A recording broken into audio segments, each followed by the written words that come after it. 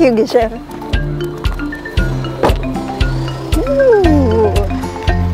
Hello and welcome yet to another exciting episode of Kilimo na Biashara Show. Well, the team is in Kajiado County, and today we want to explore integrated farming, and not just your typical integrated type of farming that you're used to. Well, right here in this farm there is mushroom farming, there is poultry, name it, but this is a special show. Ask me why. What is really special is that there is a deaf community here, and they are well represented, and they are doing an amazing job right here in this particular farm. So are you curious to know what they're doing here? Then join me in the farm, shall we?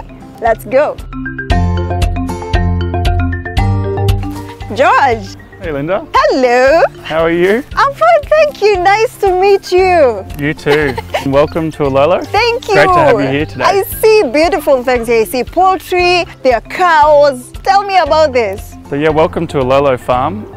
We started farming here around about 2015 with the premise to supply the lodge. You know, we get a lot of tourism here, and we wanted to ensure that people staying here would be ensured the best quality produce, ensuring it's fresh and organic. So we started here with a small shamba, and then we evolved into doing primarily poultry, doing chickens for meat and also for eggs. Was that because that was the biggest demand from the lodge? Yeah, I guess we wanted just to start some small livestock,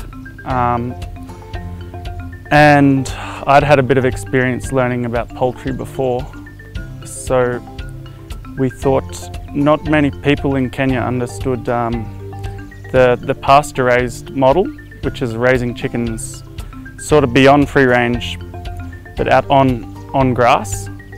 Because when you give the poultry access to the fresh grass, you're improving the meat quality.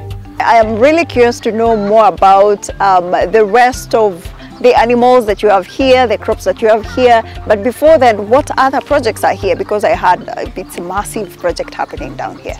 Yeah, so here at Ololo Farm we focus on regenerative agriculture, which is somewhat a new term, but essentially the way I like to describe it is that we farm in a way that helps improve the environment and most importantly the soil. You know, I think a lot of farmers globally have not focused on protecting the soil health. So everything we do here above ground with livestock and our farming practices, we hope improves what happens below ground. So improving the soil and the soil organic matter. So yeah, beyond the poultry, we have introduced a small dairy herd, which we use for supplying the lodge with the milk. And then we sort of expanded into doing other small enterprises. Like we started with some oyster mushrooms, and now we've evolved into doing button mushrooms.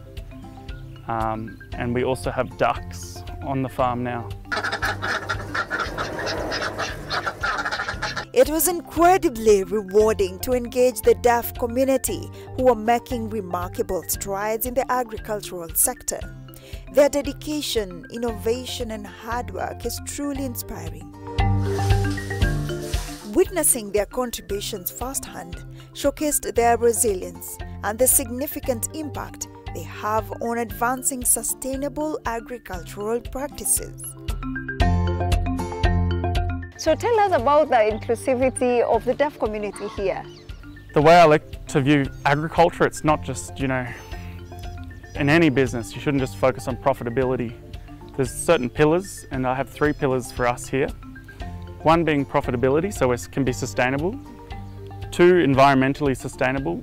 But number 3, which is so important, is social inclusion.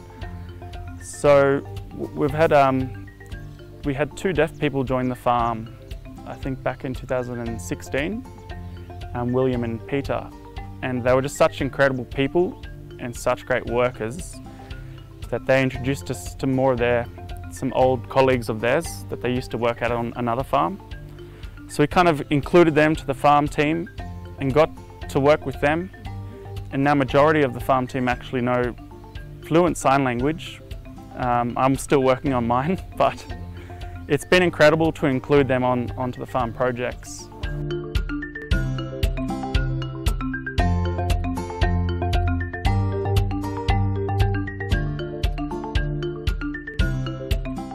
So Linda, tell me about this project that we are seeing right here. I see there is poultry here. Tell us about it, and even the structure, it's a unique structure. This is where we do most of our poultry production. So on this end, we do have our layer chicken, and we are mostly dealing with layer chicken from Kenchik. And this product is what we call the Highland Brown.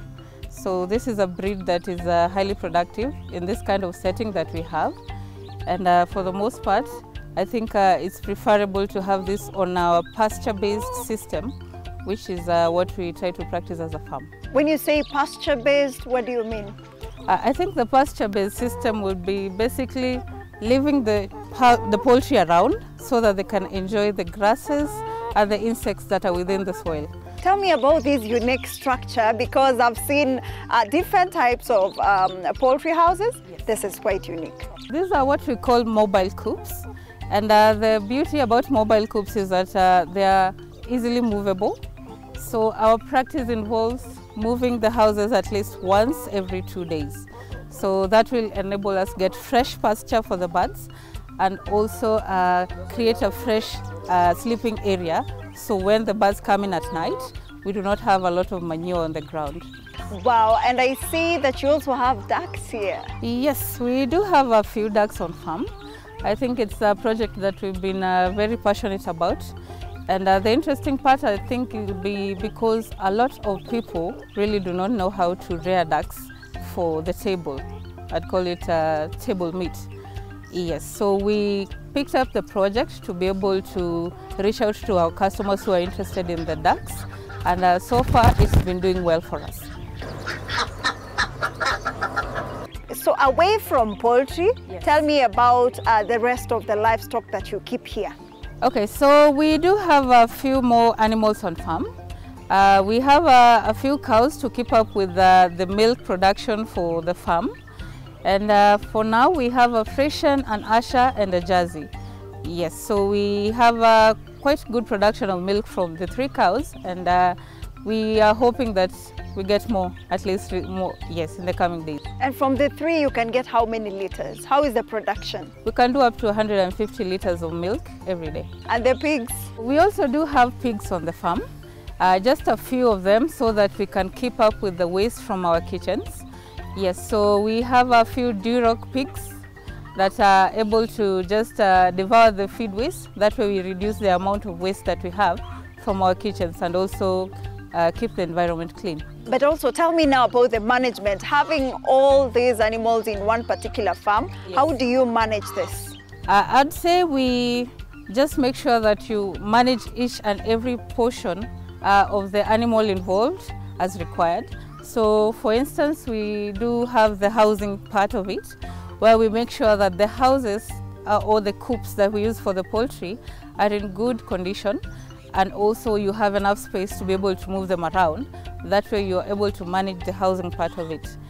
The other part I would say is the health side, where you keep up a lot with the health management of the animals, mostly in a natural way, because I also know that we need to get away from the antibiotic side of things. Yes, so we make sure that we have natural remedies in the form of maybe gingers, the garlics, or the chilies, or the papayas. That way we are able to curate our own, say, antibiotic that we are able to administer to the animals. Yes. Wow, and tell us about during production, Yes. the amount of feeds they can really take must be massive. How do you ensure to break even? Okay, so ideally, any production system would mean that the quantity of or the amount of finances you put up for feeds is up to 70% of what you would use to keep up with the whole farm. So the easier way would be to make sure that you are able to supplement the feeds from the shops. And in our case, We use a lot of azolla that we grow in our ponds to be able to just supplement the protein part for the animals. So azolla is just an aquatic fern that grows out easily in the ponds. So we are easily able to harvest and feed it directly to the birds or even the dairy cows or the pigs. So it's easier for us to cut the cost of feed.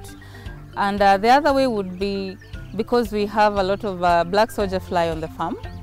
So black soldier fly also supplements the protein that we use in the feeds.